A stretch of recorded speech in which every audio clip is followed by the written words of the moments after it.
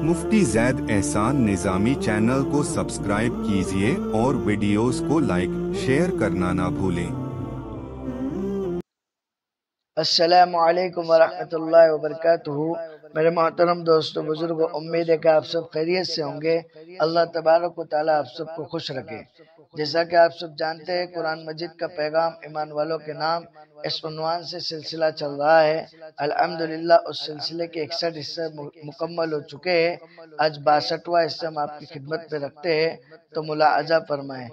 अऊज़ु बिल्लाहि मिनश शैतानिर रजीम, बिस्मिल्लाहिर रहमानिर रहीम।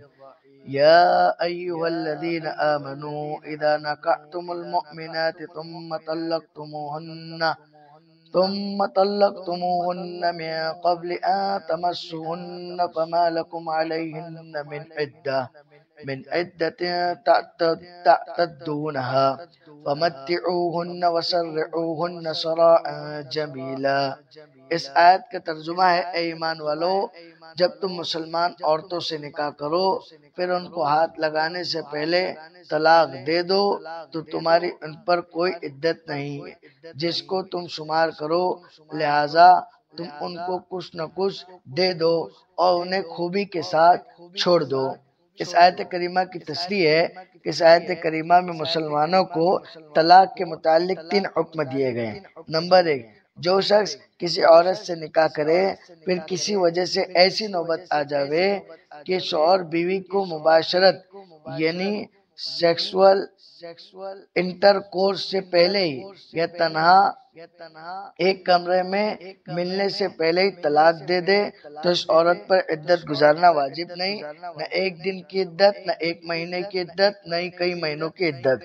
ایسی عورت تو طلاق کے دن ہی دوسری شادی کر سکتی ہے، کیونکہ عدت گزارنا اس وجہ سے واجب ہوتی ہے کہ عدت گزارنے کے درمیان یہ بات معلوم ہو جائے کہ عورت کو عمل یعنی پریگنینسی ہے یا نہیں۔ ظاہر ہے کہ عمل کے بارے میں اس اطمینان کی ضرورت اسی وقت ہو سکتی ہے جبکہ میاں بیوی میں تنہائی ہو چکی ہو، اور اس مسئلے میں تو چونکہ ان کے درمیان تنہائی نہیں ہوئی ہے اس لیے عمل کا امکان بھی نہیں۔ جب عمل کا امکان ہی نہ رہا تو عورت پر عدت واجب بھی نہ ہوگی۔ نمبر 2، ایسی عورتوں کو کپڑے کا ایک جوڑا دے دو اور اس میں پاجامہ، کرتا، اوڑھنی اور ایک بڑی چادر جو سر سے پاؤں تک بدن کو چھپا سکے شامل ہے۔ اور چونکہ لباس قیمت کے اعتبار سے الگ الگ قسم کا ہو سکتا ہے، اس لیے فقہا نے اس کی تفصیل بیان فرمائی کہ اگر شوہر بیوی دونوں مالدار گھرانے کے ہیں تو کپڑے عمدہ قسم کے دیے جائیں، اور دونوں غریب ہیں تو کپڑے ادنا درجے کے دیے جائیں، اور ایک غریب اور دوسرا مالدار ہے تو درمیانی درجے کا کپڑا دیا جائے۔ اور ایسی عورت کو کپڑا دینا اس وقت واجب ہے جبکہ نکاح کرتے وقت مہر طے نہ کیا ہو، اور اگر نکاح کرتے وقت مہر طے کیا تھا اور ابھی ادا نہیں کیا تو ایسی عورت کو آدھا مہر دیا جائے گا اور اس وقت یہ جوڑا دینا مستحب ہوگا۔ اسلام کے حکیمانہ تعلیم دیکھیے کہ طلاق کا معاملہ ظاہر ہے کہ آپسی مخالفت غصے اور ناراضی سے پیدا ہوتا ہے، اور اس کا نتیجہ عموماً یہ ہوتا ہے کہ جو تعلق انتہائی محبت اور الفت کی بنیاد پر قائم ہوا تھا وہ اب نفرت، دشمنی، انتقامی جذبات کا مجموعہ بن جاتا ہے۔ قرآن کریم کی یہ آیت اور اسی قسم کی بہت سی آیات نے عین طلاق کے موقع پر جو مسلمانوں کو ہدایت دی ہے ایسی ہے کہ ان میں حسن خلق اور حسن معاشرت کا پورا امتحان ہوتا ہے۔ نفس کا تقاضا ہوتا ہے کہ جس عورت نے ہمیں ستایا، تکلیف دی، یہاں تک کہ تعلق توڑنے پر مجبور کر لیا، اس کو خوب ذلیل کر کے نکالا جائے اور جو بدلہ اس سے لیا جا سکتا ہے وہ لے لیا جائے۔ مگر قرآن کریم نے عام مطلقہ عورتوں کے لیے تو ایک بڑی پابندی عدت کی، اور عدت کے دنوں کو شوہر کے گھر میں گزارنے کی لگا دی، اور طلاق دینے والے پر فرض کر دیا کہ اس مدت کے اندر عورت کو اپنے گھر سے نہ نکالے، اور شوہر پر یہ بھی فرض ہے کہ طلاق دینے کے باوجود عدت کے زمانے کا نفقہ یعنی خرچہ بدستور جاری رکھے، اور شوہر کے لیے مستحب کیا کہ عدت پوری ہونے کے بعد جب اس کو رخصت کرے تو جوڑا دے کر عزت کے ساتھ رخصت کرے۔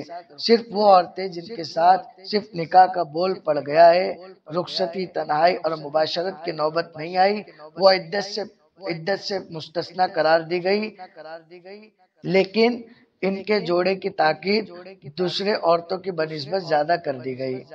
نمبر 3، ایسی عورتوں کو خوبی کے ساتھ رخصت کرو کہ وہ ماں باپ اور اپنے قریبی رشتہ داروں میں جہاں چاہے جا سکے، ان کا راستہ نہ روکو، نہ انہیں کوئی تکلیف دو، اور جو شخص اپنی مطلقہ عورت کو بری طرح گھر سے نکالے، جیسے اسے گالی دے کر یا شرم اور عار دلا کر نکالے، یا اس کا مہر روک لے یا اسے جوڑا نہ دے، تو یہ سب گناہ کی باتیں ہیں، اس سے توبہ کرنا واجب ہے۔